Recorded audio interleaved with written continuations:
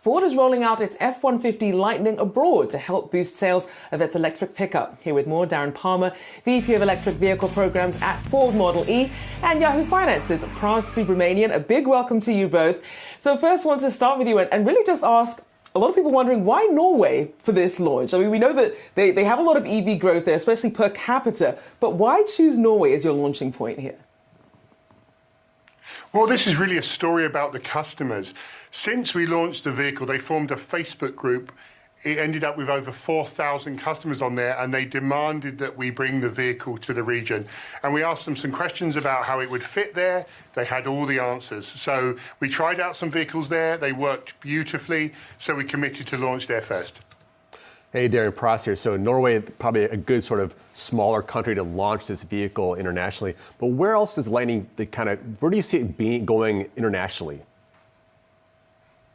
Well, Norway is one of the leading EV development countries in the world. They're very far advanced already. Most of the vehicles sold are electric now. So they're one of the first. They also have the terrain outside the cities is perfect for a vehicle of this size. And that's why we tested it there, to make sure it would fit. It wouldn't fit in every place in Europe. And so that's why we're starting there first. That's the plans that we're showing today. So Darren, as the company ramps up EV sort of ambitions there, you got a run rate here of 600,000 EVs by the end of 2026. I'm sorry, 2023, and 2 million by 2026.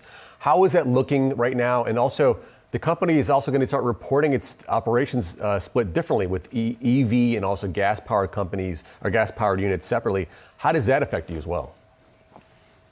Absolutely. So Ford is all in on electrification. That's why you saw that we arranged the company with Ford Blue, a Model E and Ford Pro, and we're committing over $50 billion to bring a set of vehicles up to 2 million vehicles by the end of 2026. You've seen the investments we put into Tennessee, the huge plant in Tennessee that's going to build a next generation electric truck. And we have a whole slew of vehicles coming that fit into different segments. So far so good. It's going very well. I like the aspect of the EV side of it. You have this legacy brand, but acting like a startup in the EV space. How nimble does that make you when it comes to reaching these production targets? Yeah, that's really important because we're a company that we're learning every day on electric vehicles. That division, we look at social media from customers every day, meeting where customers are. They tend to be very passionate about EVs. So we want to learn from them and update the vehicle. So every EV we issue is full over-the-air capable, so we can update them regularly. And in fact, we just did a complete interface update for all of the electric vehicles recently. We added video streaming and gaming and some other utilities to them, and we're constantly doing quality improvements. So it's important that we have a division that can really think that way and be very nimble. That's why we created Model E.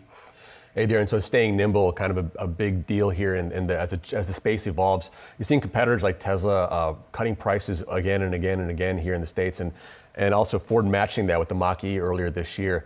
How is that pressuring the business? Do you guys see the need to continue to respond to that? Is that going to be a problem going forward? Well, this is a really growth part of the market. We are seeing massive demand for our products. After we launched them and started production, we saw that we needed many more. And so we had to invest a lot of money to increase the production. And that you mentioned earlier, the Lightning, for example, is going up to 150,000 this year. The Mach-E is going up towards 200,000 this year, and the E-Transit is also going up many times from the original plan. So at the moment, we are completely sold out of all of the vehicles. We're, of course, monitoring the situation for dynamics for pricing, and we will adjust as the market sees fit and how our customers value our products. And some of the issues that Tesla brought up in their call, higher raw material costs, the commodities, logistics and warranty costs, lower revenue for some of these environmental credits falling off as well. How is Ford positioning itself here?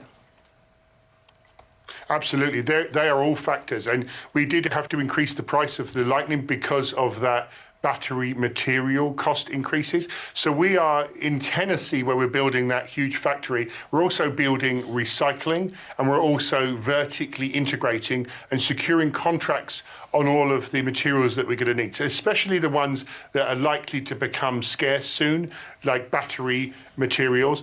We're also bringing in new types of battery chemistries like LFP, lithium phosphate, which uses less of some precious or scarce chemicals, which allows us to offer a lower price and also to be resilient to supply issues. So these are some of the things we're already preparing for.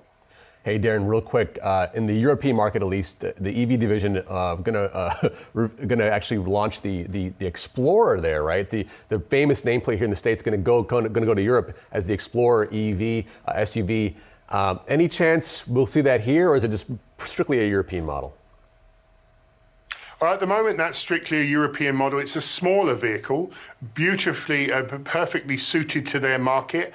And that Explorer brand and what it stands for and freedom and going out and having an adventure seems to be resonating really well. And that's what Explorer stands for here. So far, so good. We're very excited about that. At the moment, that is a European vehicle. So it's a smaller vehicle.